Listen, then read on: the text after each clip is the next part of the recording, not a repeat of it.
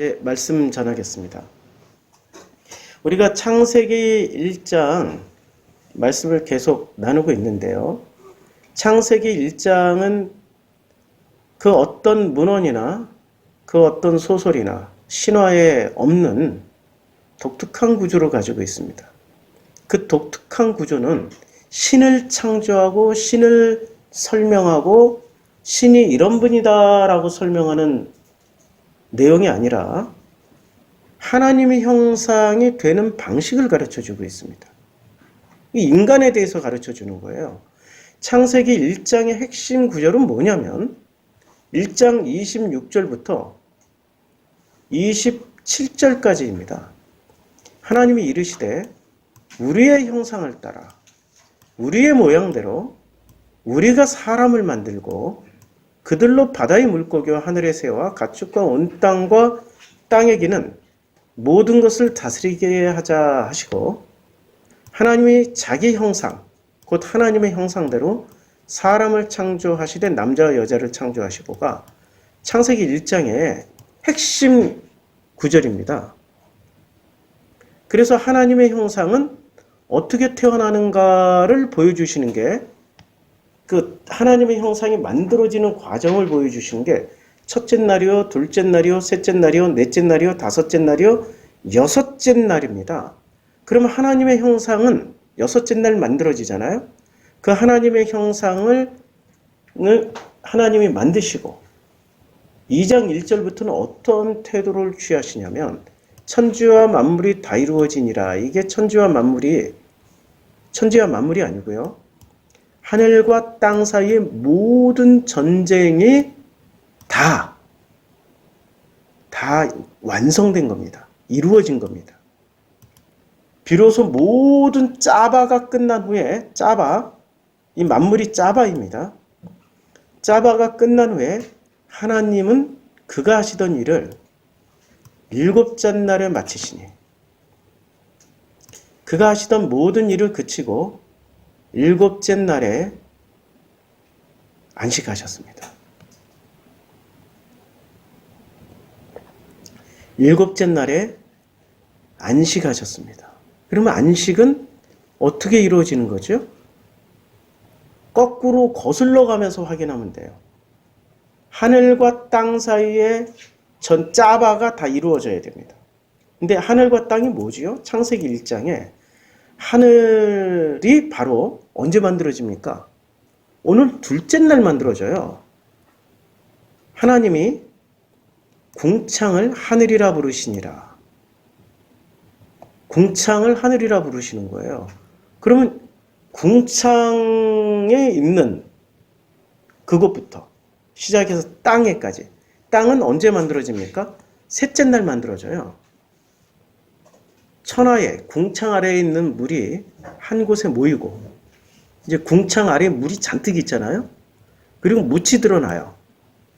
그 드러난 묻을 땅이라고 부르십니다. 그러면 하늘과 땅 사이에 있는 짜바가 다 이루어지면 안식으로 들어가는 거죠. 하늘과 땅 사이에 있는 짜바가 뭐죠? 자, 하늘을 한번 보자고요. 이 내용이 굉장히 중요한 거예요. 이게 물입니다. 그냥 통상적으로 둥그렇게 있다라고 쳐요. 지구가 둥그니까. 통상적으로 둥그렇게 있다 치고 마이크를 확인하는 차원에서 혹시 이제 발로 한번 밟으면 이게 소리가 나가지 않더라고요. 여기에 궁창을 둡니다. 이게 라카이라고 그러죠. 궁창이라는 말을 궁창이라고 번역하니까 오해가 있어요. 궁 하면은 좀 깊다라는 뜻, 창 하면은 푸고 깊다 뭐 이런 느낌이 있잖아요. 그래서 라카이 그냥 원어드 그대로 라카이라고 하고요. 이 라카이의 여기에 물이 윗물이 있고 아랫물이 있습니다. 이제 라카이로 인해서 윗물과 아랫물로 나뉘어진 거예요. 근데 라카이가 없으면 이 물은 윗물 아랫물로 구분이 안 되겠죠. 그냥 물이에요. 라카이가 있기 전에는 그냥 물이었고 마임 그냥 물이었고요. 라카이가 생김으로 말미암아서 통상적으로 라카이 위에 있는 물은 윗물, 라카이 아래에 있는 물은 아랫물. 그러면 윗물과 아랫물은 본질이 다른 건가요? 같은 건가요? 같은 거예요. 착각하지 마세요. 마치 이거는 무슨 얘기냐 하면은 지워버려야 되겠다. 빛이 있습니다. 근데 이 빛은 창세기 1장 3절에 빛이 있으라 했던 이 창세기 1장 3절의 빛은 무엇을 품고 있는 빛이었어요? 창세기 1장 2절을 품고 있었죠. 창세기 1장 2절을 품은 빛이에요. 그래서 창세기 1장 2절에는 대표적인 단어가 뭐죠? 땅이 혼돈하고 공허하며 흑암이 깊은 곳에 있는 호셰크죠. 흑암이 깊은 곳에 있는 이 상태를 이 빛이 지금 덮어 품은 거예요. 그러니까 이 빛 안에는 뭐가 담겨 있는 거예요? 이 혼돈과 공허와 흑암과 깊음이 창세기 1장 4절에 가면 이걸 그냥 어둠이라고 표현해 버렸어요. 구분을 좀 잘 해보시라고. 그러니까 우리가 말하는 어둠이라는 거는 우리 마음 안에서 일어나고 있는 혼돈과 공허와 흑암이 깊은 상태를 그냥 그게 어둠이야. 교회를 아무리 많이 나가고 교회에서 그렇게 성경 공부를 하고 그렇게 신앙생활을 열심히 했는데도 내 마음 안에 혼돈과 공허와 흑암과 깊음이 있다라는 것은 어둠이 있는 거예요. 근데 그 어둠을 하나님이 어떻게 하셨어요? 1장 3절에서 그 어둠을 어떻게 하셨냐고요. 빛이 있으라라는 말씀으로 그 빛으로 이렇게 덮으셨어요. 빛을 덮어버리셨어요. 그래서 이 창세기 1장 3절의 빛은 빛 플러스 뭐가 섞여 있는 거죠? 어둠이 섞여 있는 거예요. 저는 그냥 성경을 있는 그대로 설명해 줍니다. 더하거나 빼거나 하지 않습니다. 자유주의 신학은 빼버려요. 그리고 근본주의 신학은 더해버려요. 없는 말을 막 만들어가지고 더해버려요. 미국의 FRB가 뭐 세계 정부가 어쩌고 저쩌고 성경에 없는 말을 막 더해가지고 이상한 논리로 만들어 나가요. 다 빼고 있는 그대로 보는 겁니다. 오해하지 마시고. 그러니까 이 빛에는 빛과 어둠이 섞여 있는 거예요. 그런데 빛과 어둠이 섞여 있는 자체가 하나님의 은혜라고요. 하나님이 이 모든 과정을 통해서 보시기에 좋았다라고 말씀하셨지 나누어진 것을 보시기에 좋았다라고 하신 게 아니에요. 하나님은 빛으로 오셔서 어둠을 그냥 품어버리신 분이세요. 우리 기독교인들이 착각하고 있는 것 중에 하나가 어둠도 품어야 되는 것을 우리는 그걸 못하고 있어요. 자꾸 어둠을 분리해내려고 그래. 어둠을 분리를 해내려고 그런다고. 교회 다니면 참 좋은 사람.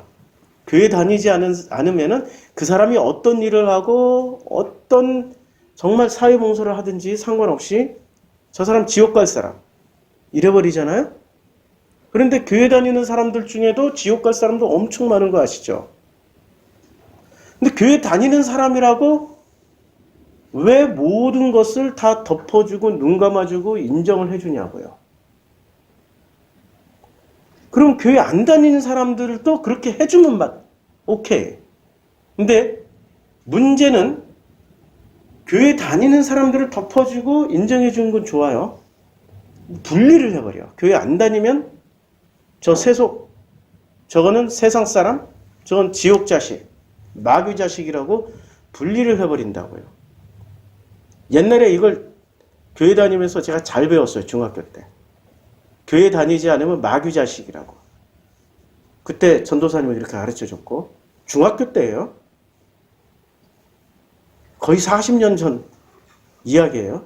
40년도 더 됐네요. 저는 배운 그대로 하는 일종의 자폐였어요. 학습 능력은 뛰어났는데 이걸 재해석할 수 있는 능력이 없었어요. 아버지한테 갔어요.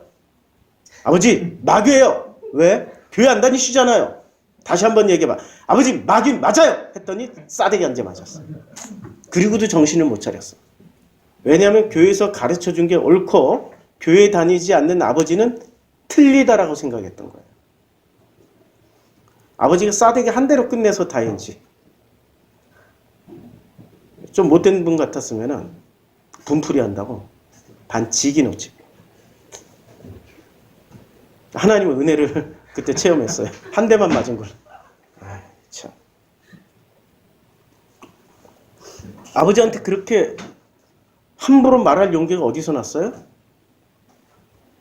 잘 들은 사람은 그런 쓸데없는 용기를 안 내요. 이상하리 많지. 이상한 말이 많지. 이게 참 빛과 어둠을 나누는 이런 논리를 가지고 얘기하면 용기가 막 나요. 없던 용기가 막 생겨나. 목사님 그러셨잖아요. 목사님 그런 비리 있잖아요. 아니 근데 우리 교회를 비판하는 것 중에 최고의 어처구니 없는 비판. 우리 교회 지금 50명 이상 돼본 적이 없어요. 아직 50명까지 가본 적이 없다고. 우리 교회 창립 이래로 출석 성도가. 제가 세계 일주 할 때는 100명까지 출석했대요. 현재훈 목사 때는.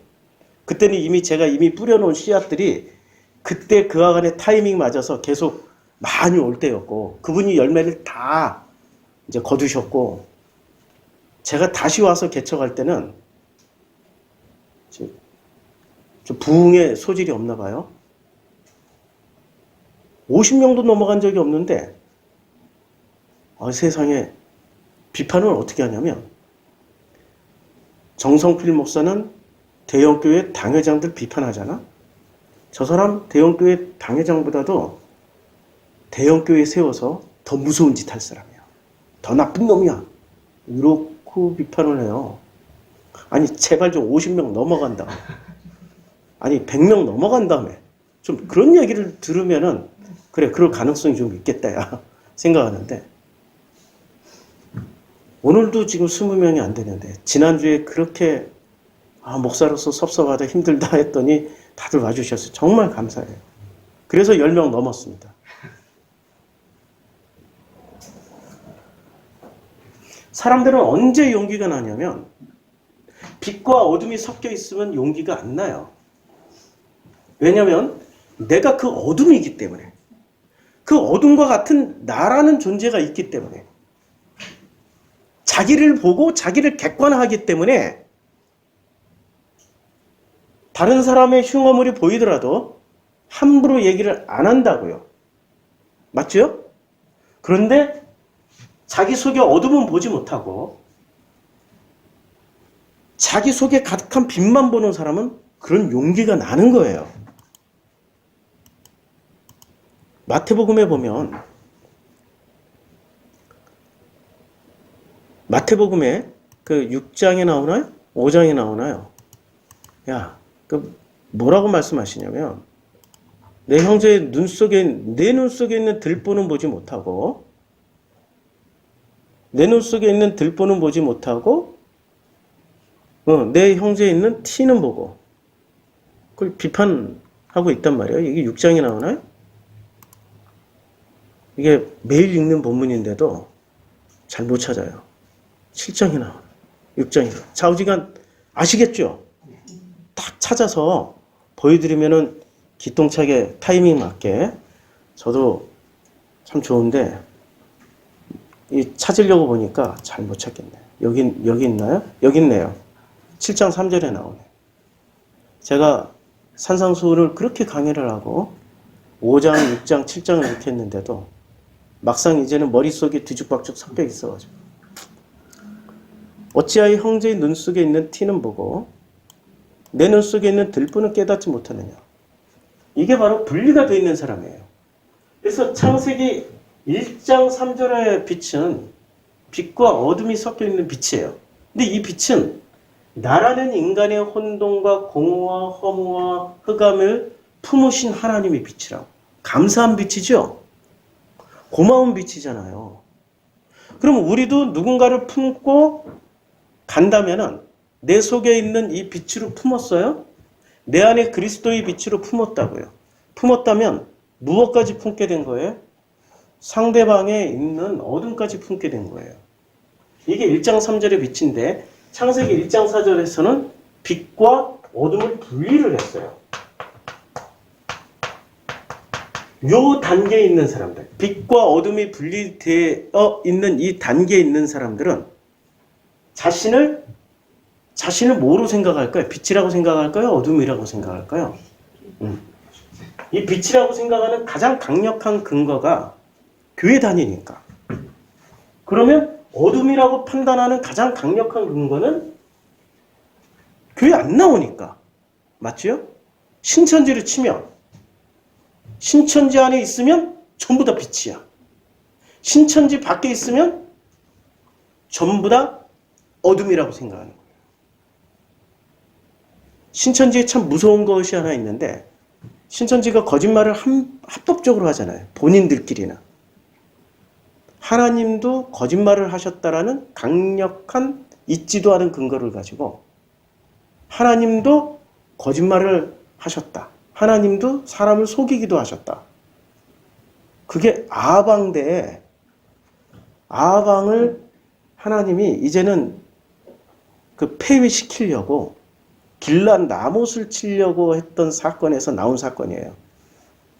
하나님이 야 누가 아합을 꼬여내서 그 수많은 영들 앞에서 누가 아합왕을 꼬여내가지고 아합왕을 좀 이렇게 잘 안 되게 할 것인가? 이게 그 장면이란 말이에요. 그때 영 하나가 손을 들었어. 뭐라고 얘기를 합니까? 제가 꿰는 영이 되겠습니다. 그걸 거짓말이라고 한다. 그런 것도 기획하신 하나님. 이 근거를 기똥차게 삼. 사실은 그런 내용이 아니라 하나님이 어떻게 그 일을 하시는지를 천상회의라는 걸 통하여서 보여주시는 거예요. 그걸 있는 그대로 받아들여야 되는데 또 그런 식으로 해석을 해서 사용을 해먹어요. 근데 하나님도 거짓말하니까 우리도 거짓말할 수 있어. 라고 이야기는 하면서 자신들의 거짓말을 합법화하면서 왜 성도들 간의 거짓말이나 그 당회장의 거짓말은 왜 그건 또 죄라고 지적을 해? 그쵸? 이중잣대죠? 자, 이중잣대라는 것은 비판을 받지 아니하려거든 비판하지 말라. 너희가 비판하는 그 비판으로 너희가 반드시 비판받을 것이요. 비판받아요. 너희가 헤아리는 그 헤아림으로 너희가 헤아림을 받을 것이라. 혹시 이 설교를 듣고 있는 성도님들 가운데 누군가가 교회 비판, 목사 비판, 교인들 사이에 비판하고 있다면 의심하십시오. 본래 창세기 1장 3절의 빛은 이 빛이 예수가 빛으로 오신 예수님의 모습이세요. 그래서 말씀이 육신돼서 오신 거야. 말씀이 육신돼서 오셨을 때는 이 세상을 덮으러 왔지 이 세상을 분리하러 온 게 아니란 말이에요. 맞죠? 그러니까 분리하는 게 아니라 덮으러 오신 그 예수님의 모습 안에 누구를 만날 수 있어요? 어둠이었던 나를 만날 수 있는 거지요. 그게 하나님을 만나가는 방식이란 말이에요. 분리하는 게 아니라고. 이 땅의 분리주의자, 대표적인 분리주의자는 누구예요? 바리새란 말이에요. 내 안에 어둠이 있다라는 것을 반드시 알아야 돼요. 완벽한 인간이 아니라고 해요. 우리는 온전하게 하나님의 은혜를 체험하면서 가게 되는 사람들일 뿐이지 완벽하게 순빛은 아니라고. 그건 오직 하나님의 빛이 순빛이고 그 빛이 참빛이고 순빛이었는데도 뭐를 품고 오신 빛이셔요? 아니 예수님이 말씀하셨단 말이에요. 요한복음 1장에서 나는 참빛이야. 이 생명은 사람들의 빛이고 빛이 어둠에 비치되 어둠이 깨닫지를 못하는 거예요. 어둠에 비쳤다는 이미 어둠을 품고 계셨어. 근데 그 어둠들은 이 예수님의 빛을 인정하지 않는 거예요. 왜 그들과 섞여 있냐고. 바리새가 하는 얘기잖아요. 왜 그들과 섞여서 먹고 마시고 즐기기를 탐하는 자냐고. 그렇게 비판했지요. 섞여 있다라는 거예요. 빛과 어둠을 나누는 단계부터 뭐가 시작됩니까? 비판이 시작돼. 누군가를 비판하고 누군가를 헤아리고 자기 눈 속에 있는 들보는 보지 못하고 상대방 눈 속에 있는 티만 보고 비판을 한다고. 이게 창세기 1장에서 말씀하시는 빛이고, 그 빛을 예수님 이렇게 다시 설명을 해주셨어요. 다시 보면 이제 이 빛이 어둠으로 분리가 됐어요. 요때 나누다, 빛과 어둠을 나누다. 자, 하나님이 이르시되 빛이 있으라 하시니 빛이 있었고 빛이 하나님 보시기에 좋았어요. 이 빛이 너무 좋은 거야. 그러니까 보시기에 좋았다라는 게 나누고 나서 보시기에 좋았다라고 했어요? 아니면 그냥 나누기 전에 빛을 보시기에 좋았더라고 그랬어요? 이거 중요하게 잘 보셔야 돼. 어둠을 품고 있었던 그 상태의 빛을 하나님이 보시기에 좋았다라고 하셨다고. 그래서 예수의 빛은 무엇을 품고 오신 빛이에요? 나라는 어둠을 품고 오신 빛이라고요. 얼마나 감사해요. 근데 교회 안에서 자꾸 분리를 하는 거야. 아니, 완벽한 목사가 어디 있어? 목사도 사람인데. 완벽한 성도가 어디 있어? 우리 성도도 사람인데. 우리는 완벽을 추구하는 교회가 아니라 은혜에 입은 온전함을 추구하는 교회예요. 흉어물이 있다고, 어둠이 있다고. 다만 하나님의 그 빛에 뒤집어 쌓여서 품어지게 되어서 그 아버지 앞에 서게 되는 그 순간, 저는 어둠이었지만 예수의 빛에 휩싸여서 그 빛의 품에 들어가서 아버지 앞에 서게 된 죄인입니다. 어둠입니다. 이럴 때 하나님이 뭐라고 말씀하세요? 하나님이 보시기에 좋았더라. 이게 은혜 아닙니까? 그런데 왜 사람들은 자꾸 빛과 어둠을 나눠가지고 어둠을 또 종류별로 나눴어요. 음란죄부터 시작해서 거짓말, 지들이 거짓말하면서도 자기네 거짓말은 죄가 아니래. 거짓말에 몽땅 다 죄를 만들어 놓고 또 세분화 시켜놨어요. 여기에 딱 걸려 있다면은 본인이 내가 하나님의 은혜를 추구하는 자가 아니라 하나님의 반대편으로 가고 있는 사람이구나. 방향성이 틀린 거예요. 하나님의 방향성은 역순으로 가는 거야. 왜 역순이 되는지 설명해 드릴게요. 이게 왜 역순인지.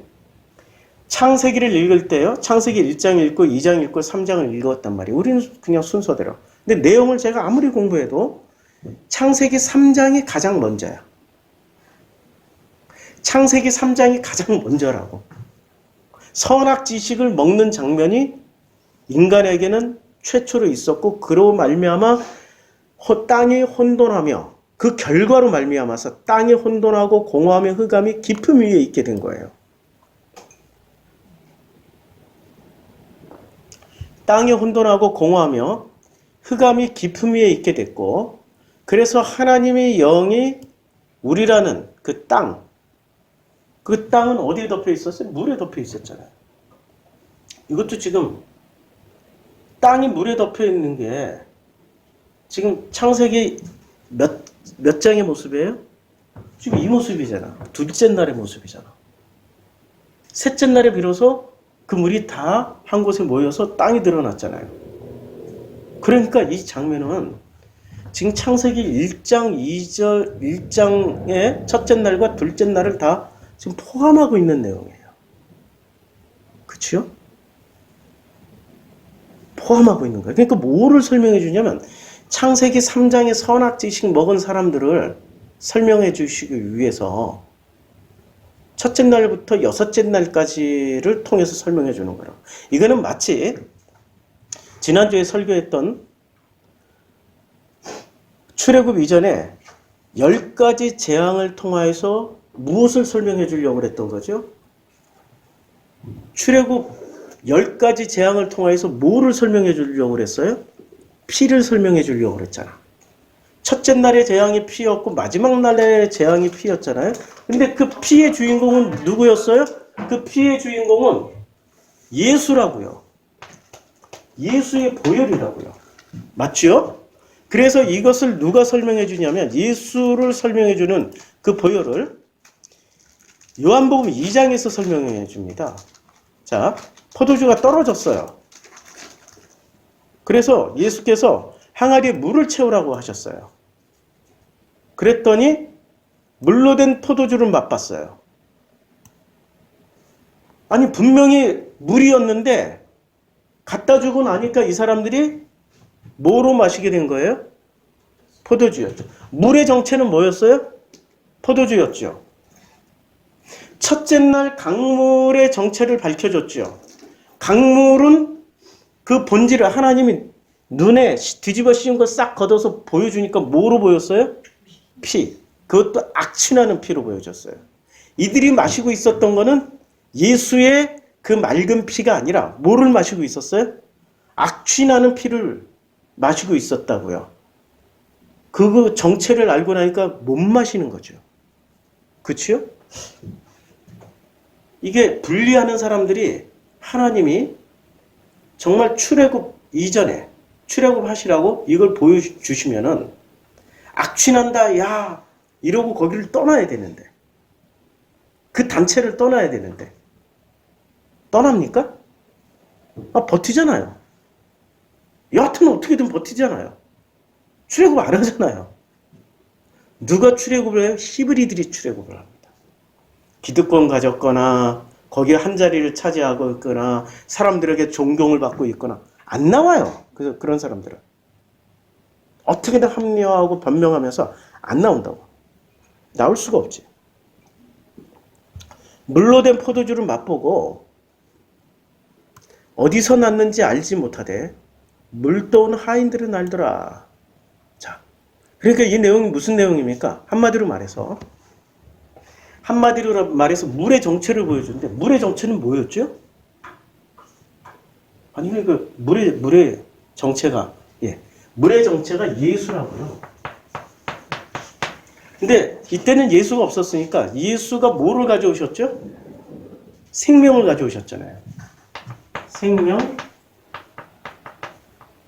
빛으로 오셨고 복음을 가져오셨단 말이에요. 그러면 이 복음을 원래 하나의 물이었어요. 맞죠? 원래 하나의 물이었는데 지금 이게 라카이, 궁창이 생기면서 하나의 물로 이해를 하지 않고 사람들은 분리를 하기 시작합니다. 어떻게 분리했어요? 윗물, 아랫물로. 그러면 윗물은 뭐라고 생각해요? 사람들은 본능적으로 위에 있으니까 깨끗한 물. 그래서 진짜 복음이다, 생명이다 이렇게 생각하고 아랫물은 썩은 물, 먹으면 죽는다. 죽이는 물이다. 이런 식으로 분리하는데 이게 맞습니까? 아니야. 이 빛과 어둠을 나누는 게 빛은 살리는 빛이고 어둠은 죽이는 빛이다. 맞습니까? 아니에요. 이 빛은 본래 하나님이 품으셨던 빛이고 그 빛 안에 누가 들어가 있어요? 나라는 인간이 들어가 있다고. 나라는 어둠이 들어가 있다고. 그러니까 이 어둠조차도 하나님 보시기에는 좋은 어둠이야. 하나님 품으셨으니까. 빛으로 품어주셨으니까. 근데 사람들은 누구한테 배웠냐면은 이 아랫물 사람들한테 배우고 어둠에 속해 있는 사람들한테 배워버린 거예요. 거꾸로. 그러니까 아랫물이나 어둠, 이 어둠에 속해 있는 사람들이 자신을 어둠이라고 그럽니까? 아니면 진짜 참빛이라고 믿으면서 하겠습니까? 이들이 참빛이야. 이들이 참빛이고 이들이 순빛이야. 순수한 빛. 그럼 진짜 빛이신 예수를 뭐라고 규정해버린 거예요? 이분을 어둠이라고 규정한 거예요. 그래서 요한복음 1장에서는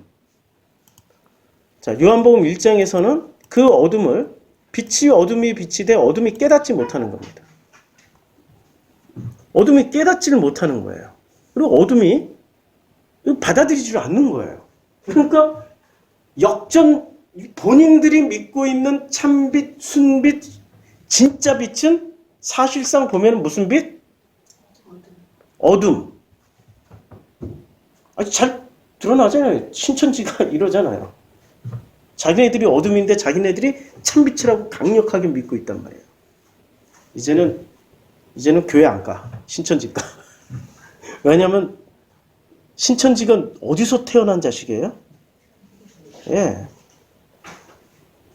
한국교회에서 태어난 자식이란 말이에요.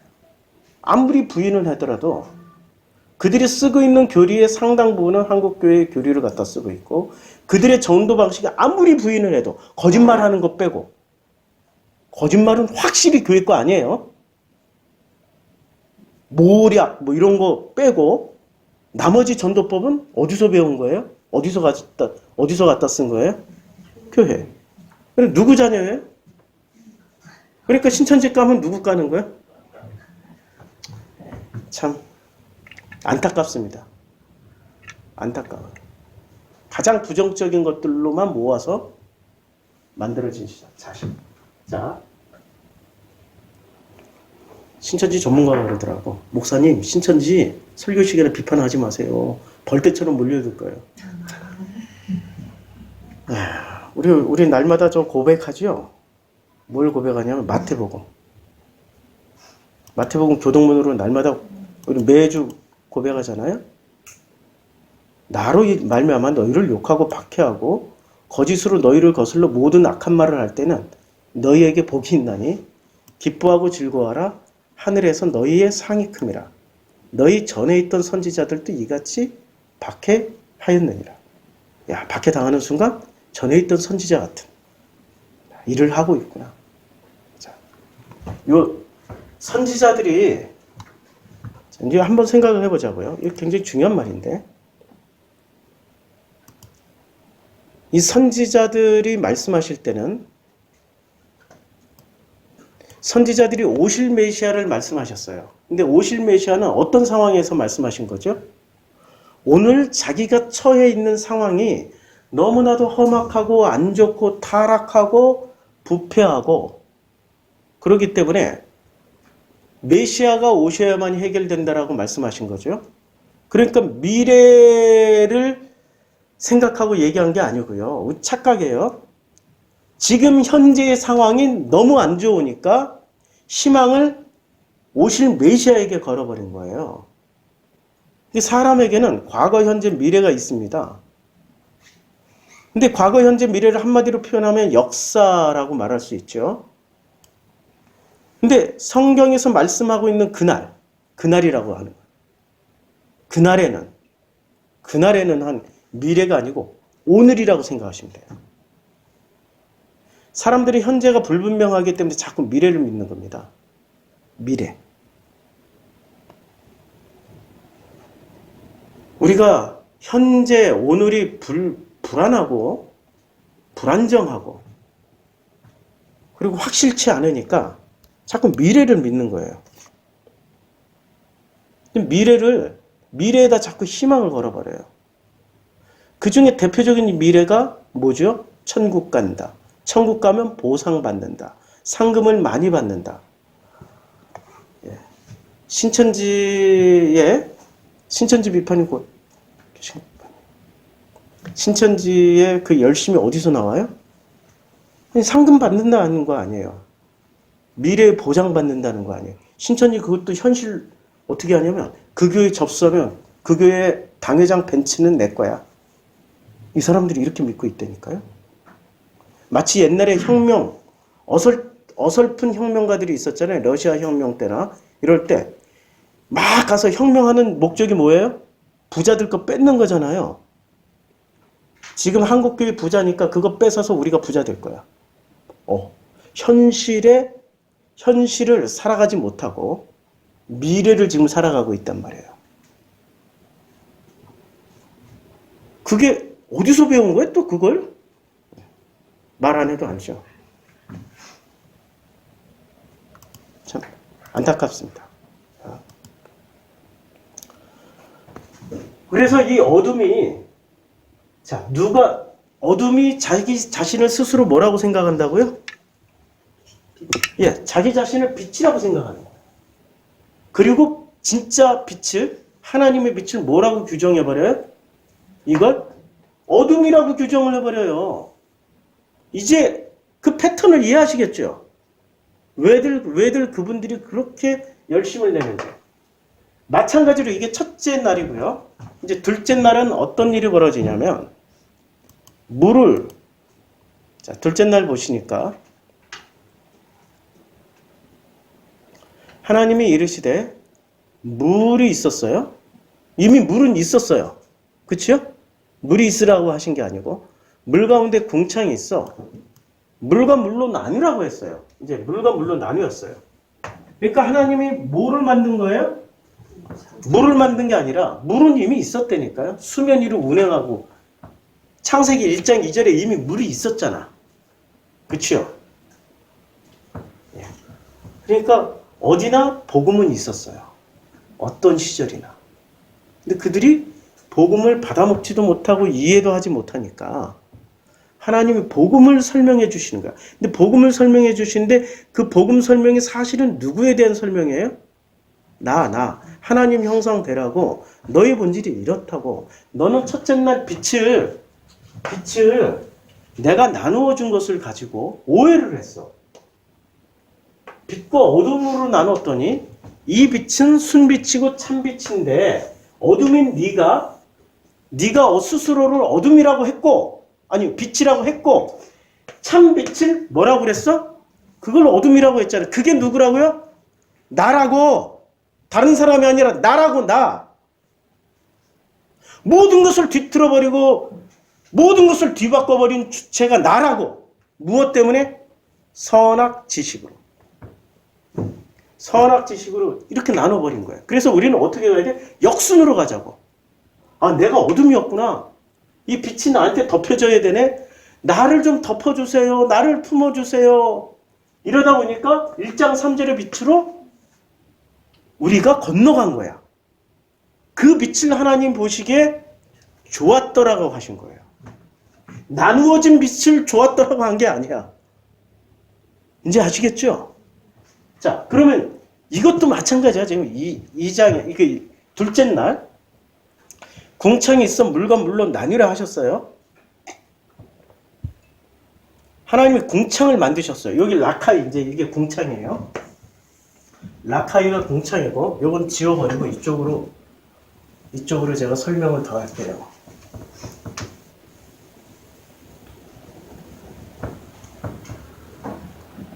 이렇게. 물이고요. 자, 궁창을 만드셨고 궁창 아래의 물과 궁창 위의 물로 나누게 하시니 그대로 됐어요.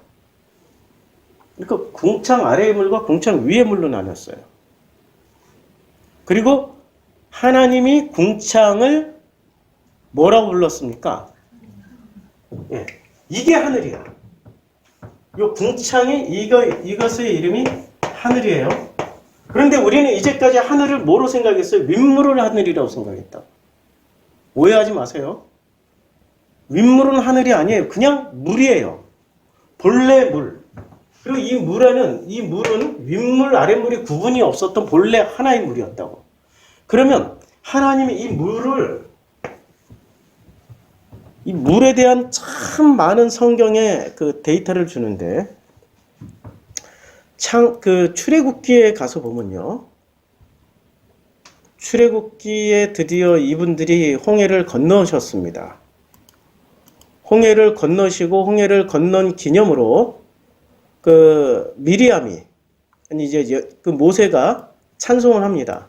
여호와는 나의 힘이시요 노래시며 나의 구원이시로다 할렐루야 막 이러면서 이제 정말 하나님을 찬양하는 거예요. 그가 바로의 병거와 그의 군대를 바다에 던지신 최고의 지휘관들이 홍해에 잠겼고 깊은 물이 그들을 덮으니 그들이 돌처럼 깊음 속에 가라앉아. 물이 제일 많이 나온대요. 그러니까 왜 물이 제일 많이 나올까? 지금 출애굽기 15장은 전부 물 얘기예요. 왜 그럴까요? 물을 건너왔어. 여기는 이집트고 여기는 이집트의 약자 E. 그 다음에 여기는 가나안의 약자 K. 요 사이에는 뭐가 있었습니까? 홍해라는 바다가 있었어요. 이 바다를 건널 때 어떻게 건넜어요? 물 때문에 못 건너잖아요. 아니 지금 이 백성들이 물 때문에 못 건너는 거야. 이걸 이렇게 해석을 하면은 또 성서학자들이나 뭐 또 어떤 분들은 어떻게 얘기할지 모르는데, 어차피 창세기 1장 2절 물에 대한 해석은 수도 없이 많은 해석들이 이루어졌고요. 저는 그 중에 하나의 해석을 따라서 하는 겁니다. 근거가 있어요. 자, 이 물을 건너는데 물을 못 건너요. 못 건너죠? 왜 못 건너요? 간단하잖아요. 물속에 빠지면 죽으니까 못 건너는 거예요. 그러면 물은 물속에 빠지면 죽는 게 좋은 건가요? 빠져서 안 죽는 게 좋은 건가요? 어떻게 아세요? 죽는 게 좋은 건지? 아니 얘기를 해보라고. 왜 좋은 건지. 죽고 부활하니까. 와, 우리 교인들 정말 대단하십니다. 아니 이 정도의 또 말씀 이해력이 있으면은 정말 감사한 거죠. 자, 마태복음에 보면 마가복음에 보면 예수님께서 요한에게 세례를 받으십니다. 세례를 받으셔요. 곧 물에서 올라오실 때 어떻게 됐어요? 이 물에서 세례받고 물속에 잠겼다가 올라오는 이 장면. 물에 빠져서 죽었다가 다시 나오는 장면이잖아요. 이때 이 장면을 죽음이라고 그래요. 수많은 학자들이. 자기 죽음을 암시하고 자기 죽음을 예표했고 죽음을 암시한단 말이에요. 죽고 일어나니까 뭐가 하늘이 찢어져 버려요. 성령이 비둘기같이 자기에게 내려오시고 하늘로부터 소리가 나는 거예요. 그러니까 물에서 죽는 게 좋은 거예요? 안 죽는 게 좋은 거예요? 죽어야 되지. 물은 무조건 먹고 죽으라는 거야. 먹고 죽는데, 그런데 사람들은 물 먹고 죽어야 되는데 물 먹고 안 죽으려고 그래. 이 사람들이 물 먹고 안 죽으려고 하던 습성이 어디서부터 생겼어요? 애굽에서부터 그 바닥이 드러났잖아. 자, 이 물 마셔봐 했더니 강물을 마셔요? 안 마시지. 냄새나. 그러니까 진짜 물을 먹어보지 못하는 거예요. 진짜 물을 맛보지 못했기 때문에 가짜 물만 먹는 거예요. 그치요? 진짜 빛을 만나지 못했기 때문에 어둠을 빛이라고 막 주장하고 있었던 거야. 진짜 물을 만나지 못했기 때문에 그 물을 갖다 줘도 못 마시는 거야. 충분히 이해가 되죠. 그러니까 아까 이제 또 다시 얘기할게. 빛이라는 게, 아니 성경이 왜 이렇게 어려워요? 아니 그거는 우리가 이미 너무나도 많은 것을 매듭을 묶어놔 버렸어요. 그래서 너희가 땅에서 풀면 하늘에서도 풀리고 하늘에서 풀려야 땅에서도 풀려. 이게 이 세상 모든 일에 대한 이야기이기도 하지만, 비유이기도 하지만 말씀에 대한 이야기도 된다고요. 이 말씀을 누가 다 매듭을 묶어놨어요? 선악지식을 먹은 인간들이 다 묶어놔가지고 우린 역순으로 풀고 가니까 정말 힘든 거야. 역순으로 막 풀고 가. 매듭 막 계속 풀고 가. 어디까지 풀어야 돼요? 글쎄 하나님이 허락하시는 만큼. 내 뜻대로 마우시고 아버지 뜻대로 그분이 허락하시는 만큼만 풀고 가면 돼요. 그게 우리들 몫이라고. 자, 그래서 이 빛은 어둠을 품고 있었던 빛인데 이 빛을 주님이 나누셨어요. 빛과 어둠으로. 그러면 이 어둠에 있는 사람들이 자기를 어둠이라고 인정하면 쉽게 해결돼. 모든 게 다 풀려 있어. 근데 어둠이라고 하지 않고 뭐라고 그래요? 이 빛을 가지고 자신들이 참빛이라고 그래. 그리고 이 빛을 뭐라고 규정해버려요? 이걸 어둠이라고 규정해버려요. 그러니까 이걸 역순으로 또 다시 풀어야 되는 거잖아요. 그치요? 그러면 이 홍해라는 물이, 이제까지 이제 이 물은 홍수 이전의 물이에요? 홍수 이후의 물이에요? 홍수 이후의 물이죠. 우리가 참 성경을 잘 몰라요. 성경을 참 잘 몰라요. 하나님 뭐라고 말씀하셨냐면, 이제 홍수로 내가 너희와 언약을 세우리니 다시는 모든 생물을 홍수로 멸하지 아니할 것이라. 땅을 멸할 홍수가 다시 있지 아니하리라. 그럼 이제 홍수로는 멸하지 않는다. 그럼 홍수의 가장 큰 그 이용 도구는 뭐예요? 물이죠. 뭐로는 멸망시키지 않는다? 물로는. 그러니까 지금 인류가 홍수 시대에 뭐에 빠져 죽은 거예요? 물에 빠져 죽은 거라고. 물에. 지금 이 둘째 날에 물에. 둘째 날에 왜 니네들이 이런 내용이야. 아주 쉽게 그냥 제가 심플하게 설명할게요. 야, 니네들이 빛을 어둠이라고 불렀고 어둠을 빛으로 만들었잖아. 그리고 이게 본래 하나의 물인데 윗물은 신성한 물이고 아랫물은 하등한 물이야 라고 너희들이 그렇게 가르치고 그렇게 생활했잖아. 이게 신성한 물인지 한번 맞아 죽어봐라 하고 위에서 이렇게 쏟아버렸어. 아래에서도 막 깊은 샘들이 터졌어. 야, 깊은 샘들이라고 그랬단 말이야. 샘물은 언제나 맑고 좋은 물이야. 깨끗한 샘물처럼 언제나 그렇게 해주세요. 깊은 샘들이 이들이 믿고 있었던 가장 순수한 빛, 참빛이라고 믿고 있었던 윗물에 맞아 죽고 깊은 샘들의 물에 맞아 죽었어요. 빗물에 맞아 죽은 게 아니고, 아시겠어요? 그러니까 이들이 믿고 있었던 그 믿음에 맞아 죽은 거야. 그것처럼 분하고 억울하고 황당하고 고통스러운 일이 어디 있어요? 진짜라고 믿고 있었는데 나중에 가서 하나님 앞에 서서 봤더니 그게 가짜였어. 그래서 나 다시 돌아갈래. 가서 진짜를 다시 믿고 올게. 제발 좀 나를 보내주세요라고 누가 얘기했어요? 부자가 얘기했잖아. 근데 하나님이 이미 내가 선지자 다 보냈잖아. 안 돼. 그럼 내가 거기로라도 건너가기. 이미 큰 구렁이 있어 못 건너와. 참 분하고 억울하지만 본인 스스로들 선택한 거란 말이에요. 그 장면은. 이게 이해가 되죠. 그럼 홍해를 건널 때 이제 홍수 이전이에요, 이후예요? 이후죠. 그러면은 이 물에는 이제 하나님이 어떻게 약속을 했어요? 물로는 안 때려 죽인다고. 이게 지금 물에 빠져 죽은 게 아니라 물에 맞아 죽은 거라니까. 생각을 해봐요. 윗물로 쏟아지고 아랫물에서 그 엄청난 수압으로 터져 나오는데 깊은 샘이니까 그 땅을 지평을 뚫고 나올 정도면 그냥 이게 물에 빠져 준 게 아니라 한마디로 물에 맞는 즉시 직사해버렸다. 이해가 되죠? 예. 그러니까 하나님이 약속을 했어요. 물로는 심판을 안 해. 그러니까 그 물을 어떻게 해요? 물의 실체를 보여주잖아요. 물을 누가 다스렸어요? 하나님 다스리자. 좌우에 벽을 만들어버렸어. 이걸 보여주신 거야. 이 물조차도 누가 다스려요? 하나님이 다스리신다고. 그래서 이 백성들은 다 건너왔어. 그런데 이 백성들은 다 건너왔지만 그러나 바로의 군대는 어떻게 됐습니까? 예, 뒤따라오다가 물을 덮어버리니까 그들은 다 죽었어요.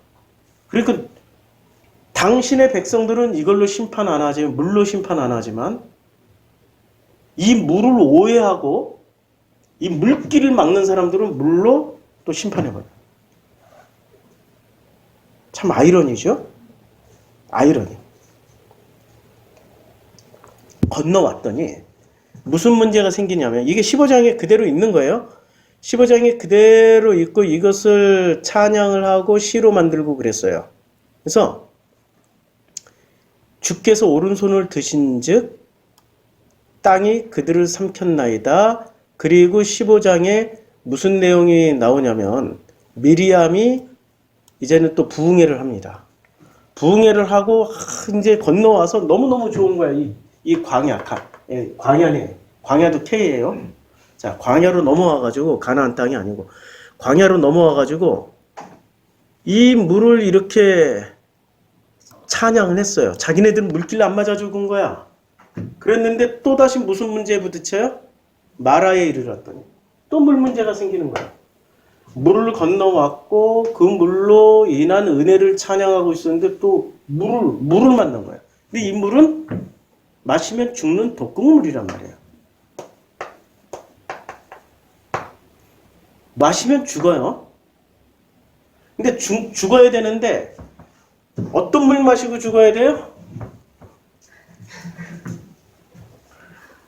아니 어떤 물 마시고 죽어야 돼요?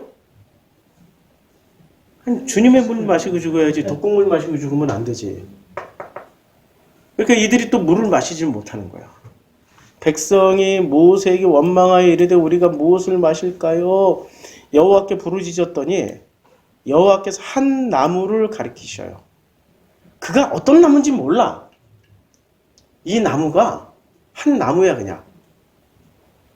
한 나무. 지적을 했다고. 한 나무.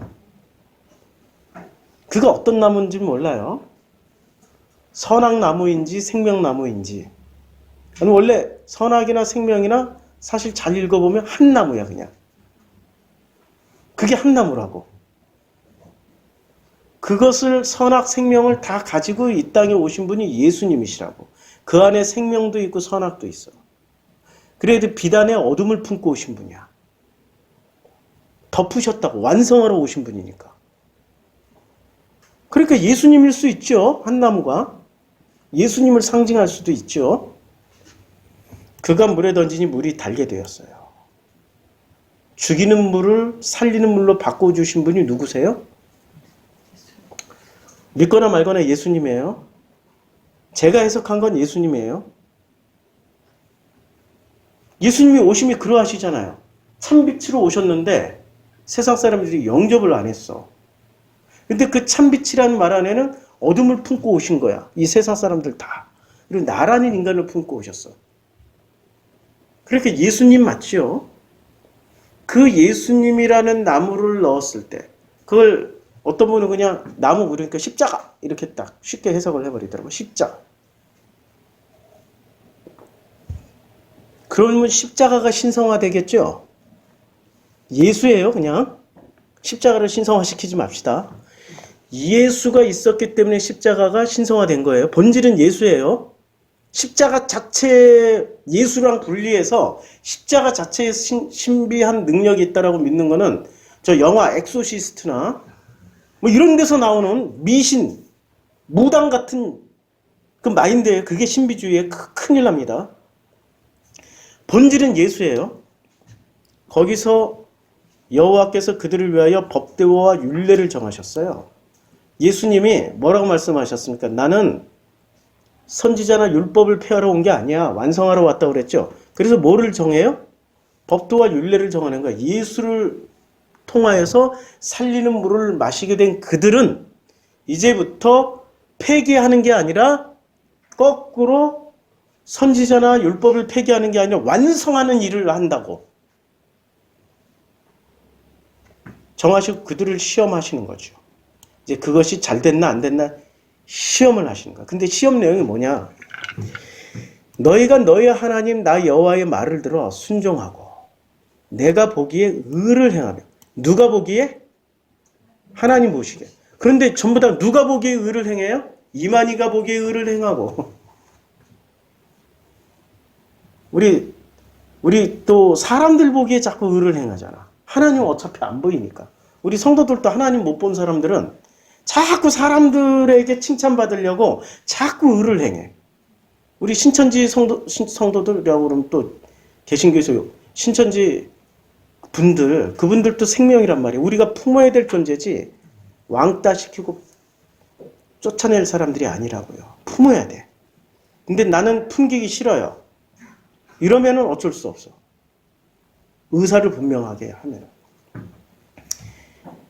누가 보기에 의를 행해야 돼요? 여호와가 보시기에 의를 행해야 되는데 자꾸 누군가에게 의를 행하려고, 누군가의 의를 행해 주려고. 그게 결정적이에요. 내 계명에 귀를 기울이며 여호와의 계명에 귀를 기울여야 할 텐데 자꾸 신천지의 계명에 귀를 기울여. 내 모든 규례를 지키며 하나님의 모든 규례를 지키면 되는 거예요. 그런데 이제 어느 규례를 지켜요? 네, 이만희의 규례를 지키며. 아유, 너무 쉽다 이거. 이만희가 참 고맙네. 설명하기 참 편하네.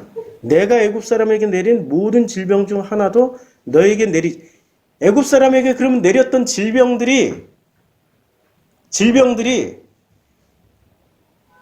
하나님이 관리하시는 질병이죠. 그러면 그 질병에 걸리는 게 좋아요? 걸리지 않는 게 좋아요? 아니, 그 질병을 안 걸리는 게 좋지. 졸업하는 게 좋지. 졸업하는 게 좋잖아. 졸업을 못하면 계속 걸릴 거 아니야. 출애굽해버리면 이제는 다시는 안 걸린다는 얘기잖아요. 내가 너희를 계속 치료할 거니까 걸리더라도 바로 나을 거야. 맞죠? 그러니까 안 걸리는 게 좋은 거야. 졸업을 해버렸으니까. 졸업을 하지 않으면 계속 걸리는 거야. 그들의 엘림에 이르니 거기에 물샘 12과 야 드디어 이제 물 문제가 해결되니까 진짜 물이 나오는 거야. 종려나무 70그루가 있는지라. 그러니까 물샘 12과 종려나무 70그루. 70인 장로와 12지파. 그러니까 이제 12지파가 뭐 되라고요? 살리는 물이 되라고. 살리는 물이 되라고 그랬더니 이만희의 물이 돼가지고 이만희의 물만 먹이고 있어. 그게 살리는 물이에요? 쓴 물이에요? 마라의 쓴 물이에요? 지금 이게 빛을 이해하면은 물도 쉽게 이해가 되죠. 그래서 둘째 날에 다시 우리 한국 사람들은 놀라운 재주가 있어요. 한국 사람들은 이렇게 뭐 물건을 하나 산단 말이에요. 어떤 물건이든 이렇게 복잡한 이 전자제품을 하나 사요. 그러면 일본 사람들이 이 전자제품을 알기 위해서 쓰기 위해서 뭐를 해요? 일본 사람, 독일 사람, 전 세계 사람들 거의 대부분은 매뉴얼 보면서 이거 하나씩 이렇게 두드러. 매뉴얼 보면서. 근데 우리는 문맹률이 거의 없는 나라야. 우리는 글자를 다 한다고. 매뉴얼 다 한글로 돼 있잖아. 우리는 매뉴얼이 있어요? 매뉴얼대로 해요? 매뉴얼부터 버려요? 매뉴얼부터 버려버린다고. 절대로 매뉴얼대로 안 해. 그러니까 어쩌면 우리나라 사람들은 어쩌면 이 세상이라는 매뉴얼을 만들어 놓은 그 시스템을 가장 빨리 벗어날 수 있는 사람들일지도 몰라. 자, 매뉴얼대로 쓰는 사람들이 이 사용법을 매뉴얼대로만 하면은 사용법을 몇 퍼센트 알아요? 100%는 알겠죠? 매뉴얼대로 하니까. 근데 매뉴얼대로 안 하고 막 이것저것 눌러보고 다 해보고 실패해보고 또 다시 해보고 망해도 보고 더 해보고 뭐 망가뜨려도 보고 다 해본 야 이거 지금 3개째인데 말이야. 난 매뉴얼 안 봐. 그래도 나는 한번 해볼 거야 하고 계속 하고 있어. 그러면 이 사람은 몇 퍼센트까지 깨달을까요? 거의 개발자 수준. 그쵸? 그러니까 100%가 아니라 200%, 300%의 사용법을 깨달을 수 있는 사람이 누구예요? 한국 사람이야.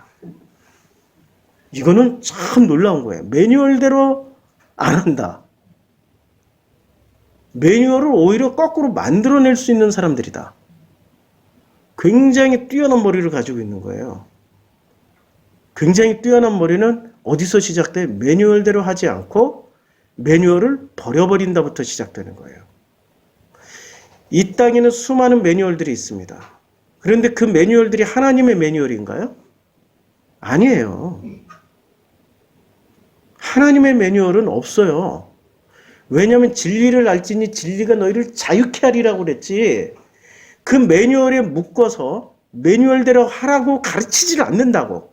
우리 주님은 야 진리 안에서 자유케 해. 그 매뉴얼이 무거운 멍해잖아. 다 내려놔. 수고하고 무거운 짐 다 내려놔. 내가 너희를 편히 쉬게 하려고 왔다고. 그게 안식이야. 그게 에레네고 평강이라고. 그게 샬롬이라고. 이렇게 가르쳤단 말이에요. 그런데 그 모든 일을 세상 사람들은 수고하고 무거운 짐을 매뉴얼을 지고 가고 또 매뉴얼대로 사는 것을 행복이라고 믿고 있단 말이에요. 결코 그렇지 않아요. 결코 그렇지 않아요. 주님은 우리에게 자유를 주시러 오셨어요. 우리 내 안에 불편함들이 많이 생겨요. 사람과 사람 사이에 살다 보면 여러 가지 감정들이 쌓일 거 아니에요. 그 감정들이 희노애락이라고요. 이 감정들의 이름이 희노애락이고 그 희노애락이 쌓인다고. 이 감정들의 이름을 대표적으로 희노애락 또 뭐가 있어요? 오, 욕.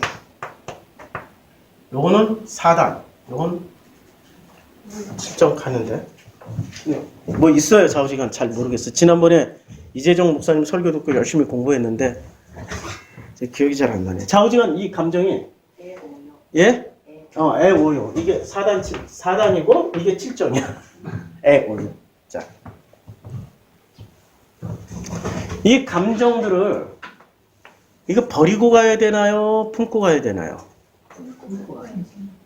근데 교회는 버리라고, 아니, 불교는 일단 버리라고 가르쳐요? 품으라고 가르쳐요?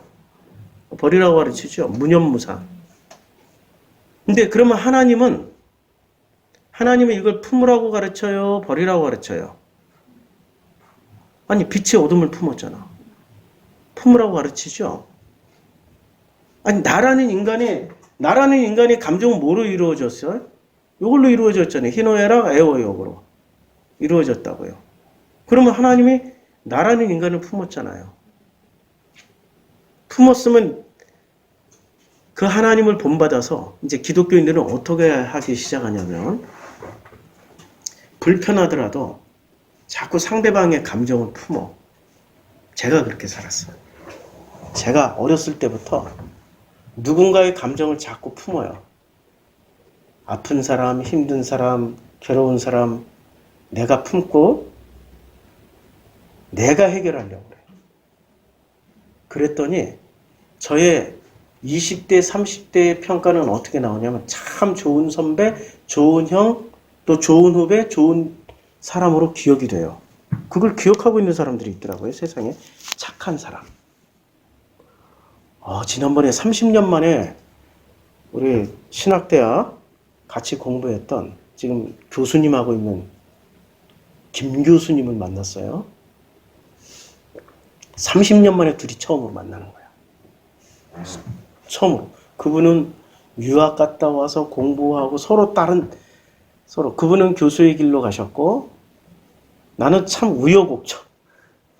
인생 참 이렇게 살았어요. 이렇게. 올라갔다 내려갔다 올라갔다 내려갔다. 둘이 만났는데 딱 저를 보자마자 알아보는 거야. 나는 처음엔 누군가 했는데 이게 30년 만에 만나니까 저를 바로 알아보더니 저에 대한 평가를 바로 내놓는 거예요. 착한 사람, 선한 사람.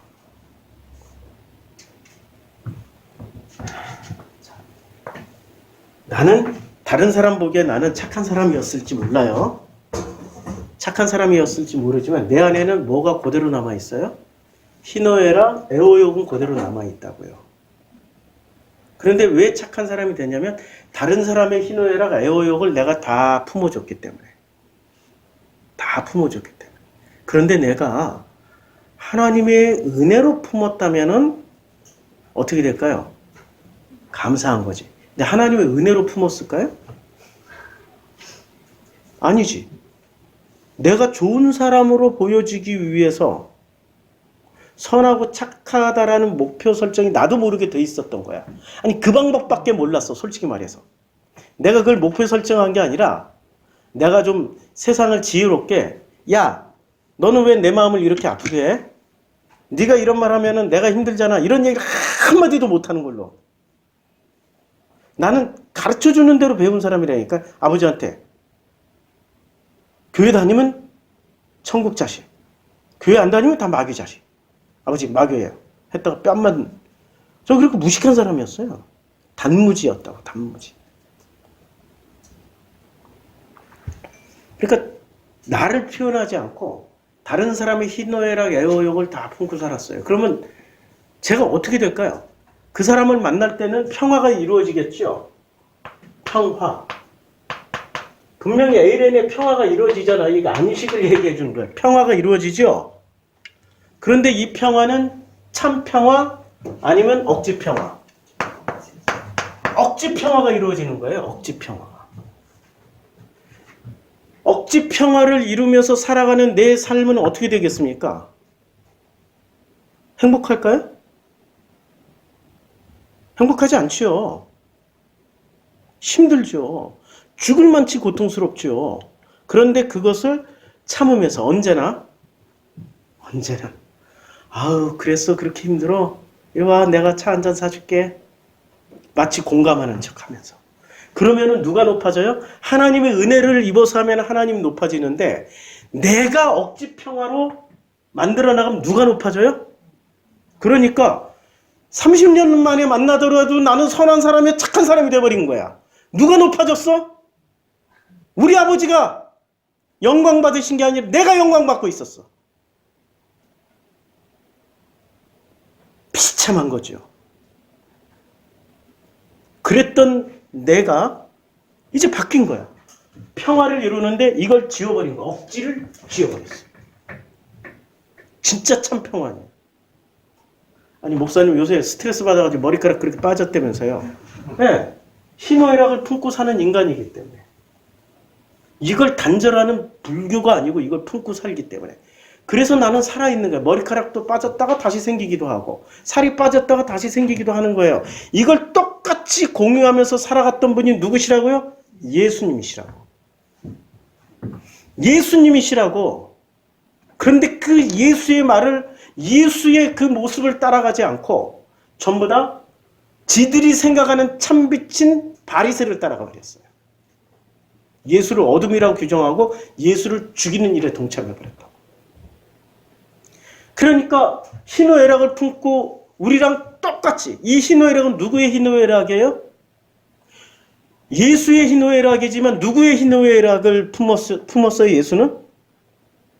우리의 그 보라 세상 죄를 지고 가는 어린 양을 보라 그가 우리의 질고를 지고 우리의 희노애락 애호욕을 품고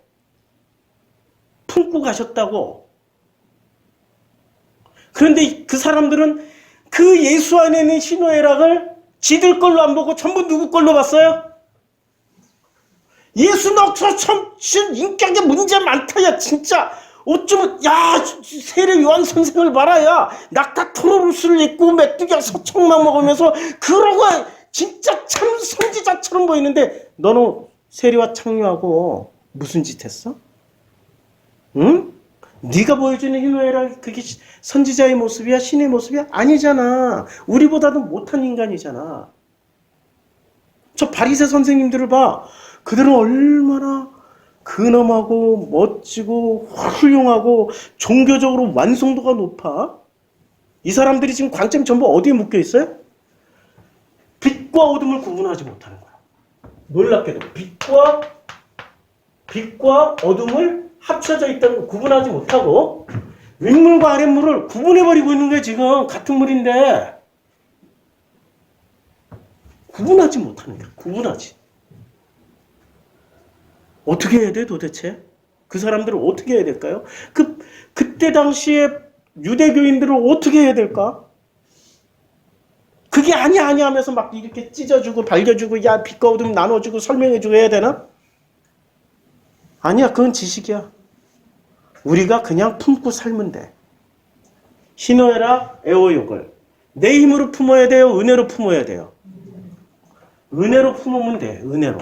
은혜로 품으면은 스트레스 생기더라도 아 이게 하나님의 예수의 마음이었구나. 아 내가 예수처럼 이렇게 넘어가는구나. 그 예수처럼 나를 이렇게 사용하시는구나. 예수가 이런 마음이었구나. 그 오늘을 살아갔던 그 오늘을 선포했던 선지자들의 마음이 이거였구나. 이러면서 우리도 건너가게 된다고요. 나라는 인간이 객관화가 되면서 건너가게 된다고. 그런데 불교는 이거 버리라고 말이죠. 세상에. 참 무섭죠? 종교는 정말 무서워요. 근데 복음은 원리가 하나예요. 네가 바로 그야. 그랬더니 네가 바로 그야 라고 얘기를 했는데 내가 엘로힘이라고? 내가 여호와라고? 할렐루야? 이야 꼭 지가 신이 되는 길로 가요. 뭐를 먹어서요? 선악 지식을 먹었기 때문에. 자, 그래서 둘째 날 다시 둘째 날 하나님이 궁창을 만들어서 궁창의 아랫물과 궁창의 위의 물로 나누게 하셨어요. 그대로 됐어요. 하나님이 궁창을 하늘이라 부르시니라. 이걸 이제 하늘이라고 불렀어요. 이 라카이가 이름이 이제 뭐로 바뀌었어요? 하늘로 바뀌었어요. 자, 그럼 우리가 보고 있는 하늘은 하늘이 아니에요. 지금 이 라카이라는 단어가 창세기에서 그렇게 많이 쓰여지지는 않았어요. 자, 이 라카이라는 단어로 보자고요. 라카이가 1장 4절부터 쓰여졌어요. 그 빛이 하나님 보시기에 좋았더라. 하나님 빛과 어둠을 나누실 때 라카이. 아니, 라카이가 아니고 이 궁창. 이게 바달이에요. 바달. 내가 궁창을 잡고 이게 바달. 나누다가 바달이에요. 바달. 그러니까 바달이 창세기에 지금 몇 번 쓰여졌냐면은 창세기 1장 4절부터 한 번, 두 번, 세 번, 네 번, 다섯 번. 5번 쓰여졌어요. 근데 이 바달은 굉장히 중요한 단어예요. 나누셨어. 근데 언제 나누냐면 1장 4절에 나누시고 1장 6절에 하나님이 가라사대 물 가운데 궁창이 있어. 물과 물로 나누게 하시라. 그럼 물과 물을 나누셨어요. 바달 하셨어요. 빛과 어둠을 바달하셨고 물과 물을 바달하셨어요. 1장 7절 하나님이 궁창을 만드사 궁창 아래의 물과 이제 궁창을 만드시고 궁창 위의 물로 나누게 하셨어요. 그러니까 윗물 아랫물로 나누게 하셨어요. 여기가 바달이에요. 창세기 1장 14절에 보면 요게 전부 다 셋째 날, 넷째 날에 다 일어납니다. 하나님 가라사대 하늘의 궁창과 1장 14절과 1장 18절에 이 바달이 나오는데 여기서 아예 큰 성경에서 읽어보자고요. 1장 14절과 하나님이 이르시되 하늘의 궁창에 광명체들이 있어 낮과 밤을 나누게 하고 뭐를 나누게 했어요? 어디에 매달려요? 이 바달들이? 이제 바달된 이제 이게 라카이가 무슨 역할을 했어요? 바달 역할을 했죠. 바달이라는 게 나누는 역할을 했어. 나눔이 아니라 나누기 역할을 했어. 나누기. 이렇게 딱 분리하는 거, 분수처럼 딱 분리하는 거. 라카이가 그 역할을 했고, 그 역할을 한 라카이에 뭐가 붙어요? 광명체들이 붙어 낮과 밤을 나누게. 광명체들. 요 광명체들이 붙었어요. 이거 다 지워버릴게요. 요 광명체들이 막 붙었어. 이것들의 이름은 광명체야. 근데 이 광명체가 뭐를 나눠요? 낮과 밤을 바달했어. 그리고 성경에 낮과 밤의 이야기 수도 없이 많잖아요. 낮으로 살아야지 밤으로 살면 안 된다고 그러잖아요. 바울도 그렇게 얘기하잖아요. 근데 이것의 본질은 낮과 밤이 본질이에요. 본질은 나누어진 이 바달의 도구, 나누게 된 도구로 쓰여진 라카이, 궁창에 붙어 있는 거예요. 붙어 있는 거죠? 이게 창조주예요? 피조물이에요? 피조물이죠? 선악지식을 먹은 사람들은 진짜 창조를 모르니까 누구 흉내를 내요? 신의 흉내를 내는데 누구처럼 흉내를 내요? 태양신, 달신, 별신. 인류 최초의 숭배 대상은 태양, 달, 별신이라고. 맞죠? 자, 또 18절. 낮과 밤을 주관하게 하시고 빛과 어둠을 나누게 하시니 하나님이 보시기에 좋았다. 이야, 이것들이 낮과 밤을 주관하게 하고 빛과 어둠을 나누게 해요. 그러면은 이제 이 정체가 뭐쯤 되죠? 이 궁창에 매달려 있는 해달별들이 진짜 신이 아니라 가짜 신이야. 가짜 신들이 만들어낸 그 모든 논리들, 교리들이 그것 또한 하나님이 보시기에 어떻다고요? 이해가 돼요? 이 하나님이? 그거 이해가 되냐고. 머리로 이해가 안 되죠. 그러니까 예수도 그 아버지의 말씀 그대로 와서 원수도 어떻게 하라고요? 복음을 알면 알수록 이것들은 원수가 되잖아요. 그 원수도 품으라고. 아버지가 보시기에 좋았다고 하는데 품으라고. 이야, 목사님 그러면 뭐 종교다원주의 그런 거 아니야 지금.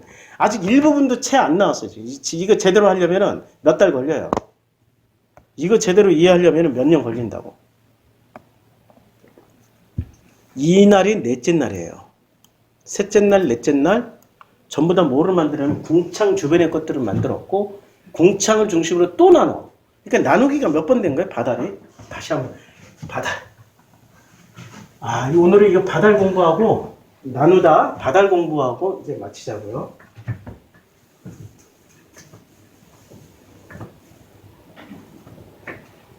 창세기 이제 바달이 1장부터 나오죠. 1장 4절에 빛과 어둠을 나누셨어요. 이제 바달.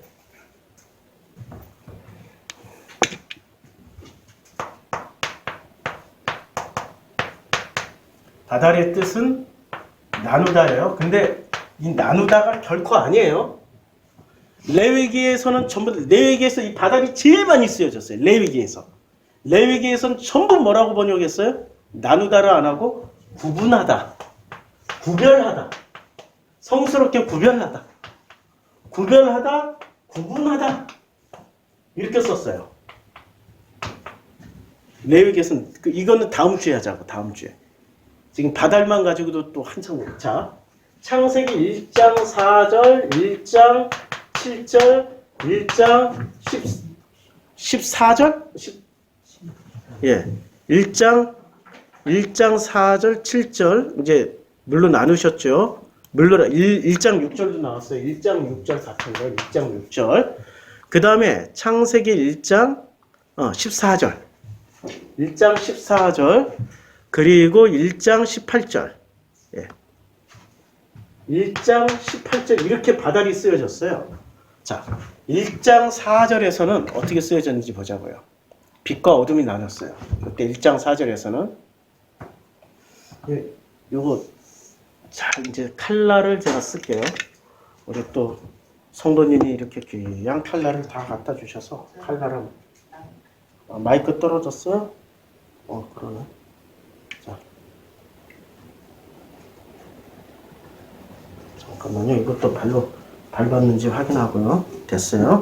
자, 창세기 1장 4절에서는 어둠을 품은 빛과 어둠을 이렇게 여기서 이제 나누셨어요. 바달. 어둠을 나누셨고, 그 다음에 1장 7절에서는 물. 1장 6절이네. 예, 1장 6절, 7절은 전부 다 뭐를 나누셨어요? 물을 나누셨죠. 요때 나눌 때는 궁창 기준. 예, 물을 나누셨어요. 예. 소리 안 들린대요? 어머나? 이거 지금 아무 이상이 없는데. 제대로 됐는데. 다시 한번 확인했어요. 이거 외에는 내가 체크할 게 잘 들리시는지 모르겠다. 자, 궁창 기준 물을 나누셨어요. 그렇죠? 그 다음에 나누게 하시니 그대로 되니라. 그리고 1장 14절에 보면 하나님이 궁창에 있는 광명체들이 있어. 자, 요때는 이제 기준이 바달의 기준이 빛이었고 빛과 어둠이었고 요때는 물로 나뉘었는데 요때 이후로 14절부터 18절은 요 궁창을 기준으로 해서 나뉩니다. 궁창을 기준으로 해서 여기 뭐 큰 광명체, 작은 광명체들이 있어요. 이들이 큰 광명체, 작은 광명체의 계절과 날과 이제 나누게 하셔서 목적이 계절, 날, 그리고 징조, 해를 이렇게 나눴어요. 그렇죠? 그 다음에 17절에는 하나님이 그것들을 하늘에 궁창에 땅 낮과 밤을 주관하기 빛과 어둠을 나누게 하시니 하나님 보시 또 다시 빛과 어둠으로 나눴어요. 빛과 어둠. 그러면 이 바달이 지금 몇 번 된 거예요? 복잡하죠? 이렇게 많이 누가 묶어놨어요? 말씀은 지금 하나님이 하셨는데 뭘 하시기 위해서? 하나님의 형상을 만들기 위해서 이걸 역순으로 찾아오라고 말씀하시는 거예요. 역순으로. 아래서부터 묶인 걸 풀면서 찾아오라고 지금 말씀하시는 거라고. 그래야 하나님의 형상은 이걸 풀 수 있는 은혜를 주셨기 때문에 풀면서 찾아와서 창세기 1장 3절에 빛이 있으라를 최종적으로 회복하면은 어떻게 사냐? 창세기 2장의 모습으로 산다라고 말씀해 주시는 거예요. 창세기 2장의 아담으로. 우리 창세기 2장의 아담과 창세기 3장의 아담에 대해서는 수도 없이 했죠. 지난 1년 동안 창세기 2장의 아담을 회복하면서 사는 거예요. 이 부분에 대해서는 다음 주에 또 하겠습니다. 예, 다음 주에 또 말씀을 나누겠고요. 굉장히 복잡할 것 같지만 그렇게 복잡한 거 한 개도 없어요. 어떻게 하면 되나? 간단해요. 하나님이 풀어주실 것이다. 땅에서 묶여있는. 그럼 땅에서 묶여있어요? 땅에서 묶여있기 때문에 어떻게 돼요? 땅이 혼돈하고 공허함에 흑암이 깊은 곳에 있는 거예요. 아무리 신앙생활하고 그렇게 기도하고 그렇게 금식을 하고 그렇게 하나님께 부르짖어도 내 마음이 공허하고 허무하고 흑암이 깊은 위에 있다면 묶여있는 거야. 그럼 내 마음에 있는 것을 풀면 돼. 어려운 거 한 개도 없어. 풀면 된다니까. 근데 왜 못 푸냐면 뒤죽박죽 섞여 있어요. 어둠을 빛이라고 강하게 붙잡고 있는 거예요. 윗물이 훌륭하다고 윗물만 받아먹으려고 입을 벌리고 있어. 하늘을 향해서. 우리는 그런 모습으로 있으면 절대 풀릴 수가 없습니다. 그걸 누가 나눴어요? 사실은? 예, 하나님이 나누셨는데 그 나누심에 왜 나누셨을까요? 아니 선악지식을 먹은 인간이 사실은 나눴는데 그걸 누가 품으셨다고? 그러니까 하나님이 나눴어요? 사람이 나눴어요? 사람이 나눈 것을 하나님이 품으셨고 그걸 역순으로 찾아오라고 방법을 가르쳐 주신 거라고. 창세기 1장. 아니 목사님 이거 창조 이야기 아니? 그래 나라는 인간을 창조하는 이야기라고. 나라는 인간을. 그래서 하나님 형상을 만드시는 방법을 가르쳐 주시는 거라고. 그래서 역순으로 첫째 날부터 여섯째 날까지 살게 되면 그게 모든 전쟁이야. 그래서 창세기 2장 1절에 이게 전쟁.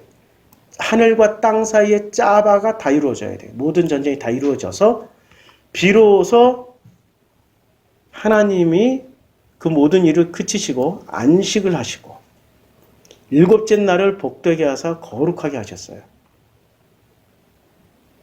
예, 거룩하게 하셨다고.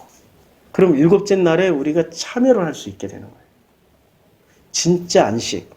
희노애락의 모든 문제가 해결되는. 근데 희노애락을 버리라고 하셔요. 하나님은 그걸 역순으로 풀다 보면 뭐를 발견해요? 내 안의 희노애락을 내가 발견한다고. 억지 평화로 살아왔지만 이제는 하나님의 은혜로 살아가게 되는 평화를 누리는 거죠. 억지 평화가 아니라고. 인간의 희노애락은 소중한 거라고. 하나님이 주신 감정이니까. 그걸 소중하게 살으라고요. 그런데 기독교인은 신은 좋은데 노는 안 돼. 애도 분리를 했어. 애도 필레오 사랑, 아가페의 사랑은 좋은데 에로스의 사랑은 나빠. 안 돼, 안 돼. 락도 하나님 앞에서만 즐거워야지. 교회 와서 찬양할 때만 기뻐야지. 가요 들으면서 막 이러면은 안 돼.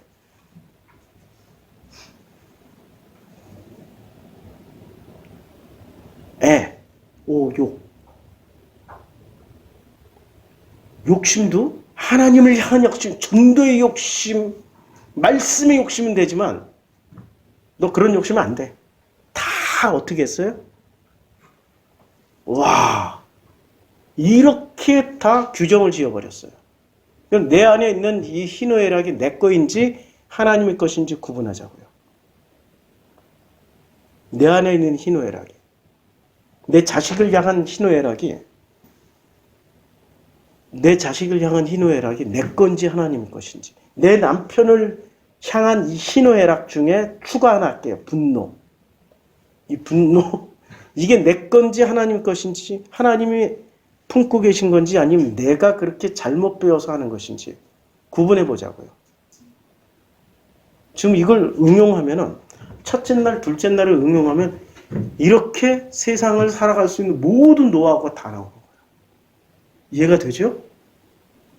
재밌죠? 기도하겠습니다. 하나님 감사합니다. 우리 안에 희노애락을 주신 하나님, 이것을 선악 지식을 가진 인간들은 이것을 끊임없이 분리해서 나누어서 좋고 나쁨, 선이나 악이나 써먹는 지식으로 나누어 버렸습니다. 하나님 그것을 다 품으셨고 거꾸로 그 인간이 만들어 놓은 잘못된 기준을 다 풀어내서 진리 안에서 자유케 되고 수고하고 무거운 멍에를 내려놓을 수 있는 놀라운 방식을 다 가르쳐 주셨습니다. 배우면서 갈 수 있도록 축복하여 주시옵소서. 예수님의 이름으로 기도드렸습니다. 아멘.